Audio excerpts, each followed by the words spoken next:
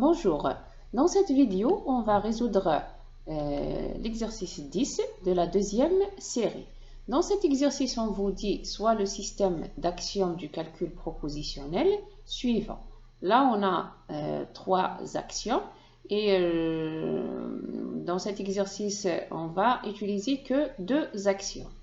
Et la règle de modus ponens qui dit si A et A implique B, alors on peut déduire B. Montrer que l'on a à partir de A, on peut déduire B implique A. La deuxième démonstration, il s'agit de démontrer que si on a A implique B et B implique C, alors on peut déduire A implique C. Et la dernière règle dit si A implique B implique C est vrai, alors on peut déduire que B implique A implique C est aussi vrai. Alors, commençons par la démonstration de la première règle. Donc, lisons d'abord cette règle. Cette règle dit que si A est vrai, alors B implique A. Ça veut dire quoi? Ça veut dire que si A est vrai, on peut introduire n'importe quelle formule à gauche de la formule A avec une implication et ça reste vrai. Pour cela, cette règle s'appelle la règle d'introduction. Intuitivement, donc, cette règle elle est évidente par définition de l'implication. Si A est vrai, alors B implique A reste toujours vrai, quelle que soit la valeur de B. Comment maintenant démontrer ça? Commençons par, donc le fait d'écrire ça veut dire que A est une hypothèse.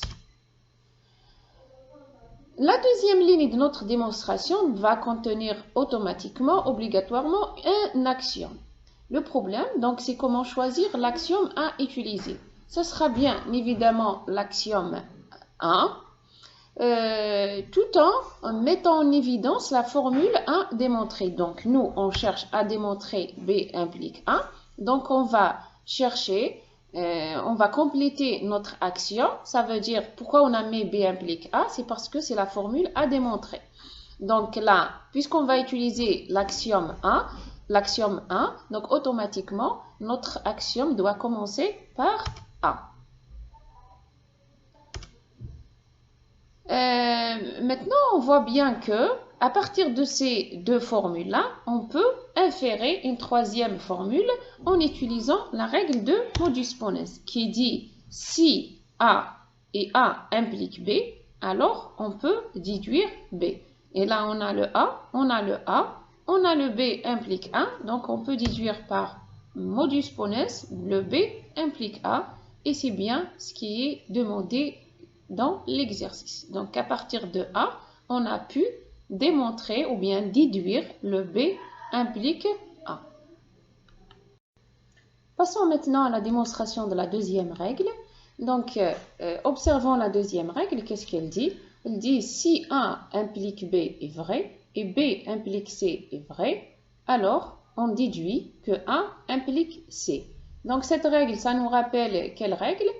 Ça nous rappelle de la transitivité. Ça veut dire on peut déduire que A implique directement C sans passer par le B. Donc, cette règle s'appelle la règle de transitivité. Comment démontrer maintenant cette règle?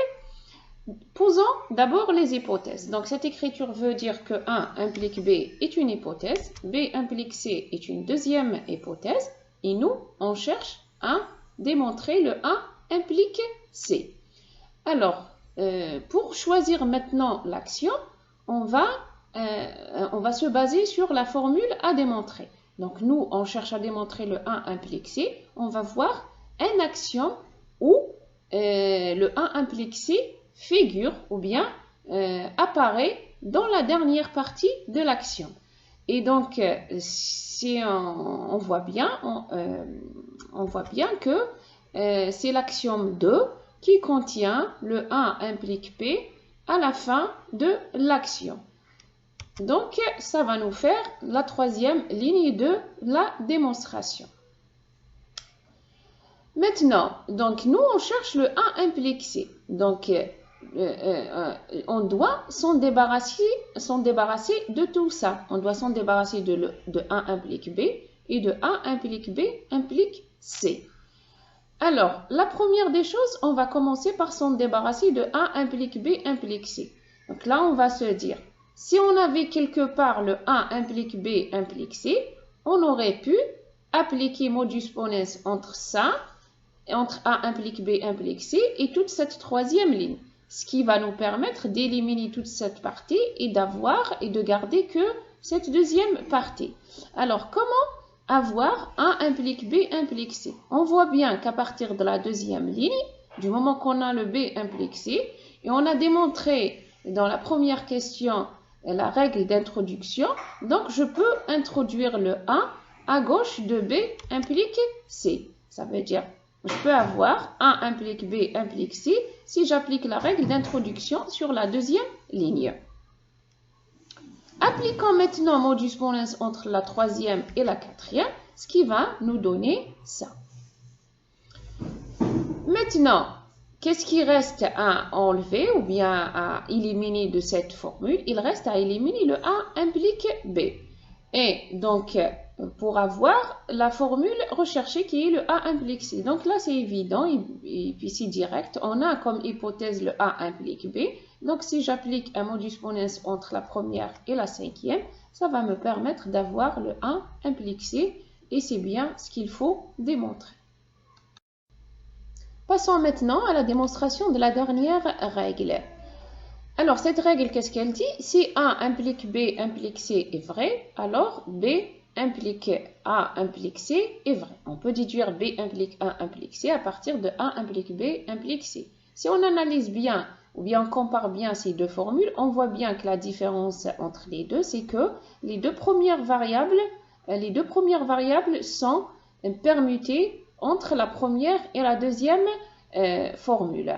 C'est pour cela que cette règle s'appelle la règle de permutation. Donc là, il faut faire très attention que cette règle de la permutation n'est permise qu'entre les deux premières variables de la formule. La troisième variable de la formule, elle reste inchangée. Comment démontrer ça? Donc, commençons par déposer l'hypothèse, notre hypothèse qui est A implique B implique C. Comment maintenant choisir l'axiome à utiliser? Donc, dans ce cas-là, on va se concentrer ou bien se baser sur la dernière partie de la formule à démontrer et dans ce cas, c'est le A implique C. Et on a bien l'axiome 2 qui a comme dernière partie le A implique C. Donc, c'est l'axiome qu'on va utiliser. Donc, là, on a le A implique C. Ce qui doit disparaître de cet axiome pour se rapprocher de la formule à démontrer, c'est bien le A implique B implique C. Et donc là, on voit bien qu'on peut appliquer la règle de modus ponens entre la première et la deuxième ligne, ce qui va nous permettre d'éliminer ça. Et ça nous donne le A implique B implique A implique C. Maintenant, donc nous, ce qu'on cherche, c'est pas le A implique B implique A implique C, mais plutôt le B implique A implique C. Donc, il faut trouver une manière comment ce A implique B va devenir B. Et là, donc, on a bien le B qui implique A implique B par action 1. Donc, on a le B implique A implique B. Et donc, si on applique la règle de transitivité démontrée dans la deuxième question entre le 3 et le 4, on aura bien évidemment le B qui implique A implique C. Donc, on a le B implique A implique B et le A implique B implique A implique C. Donc, B implique A implique C. Et donc, c'est la formule qu'il faut démontrer. Donc, ceci termine la vidéo de correction de l'exercice 10. J'espère que ça vous a apporté un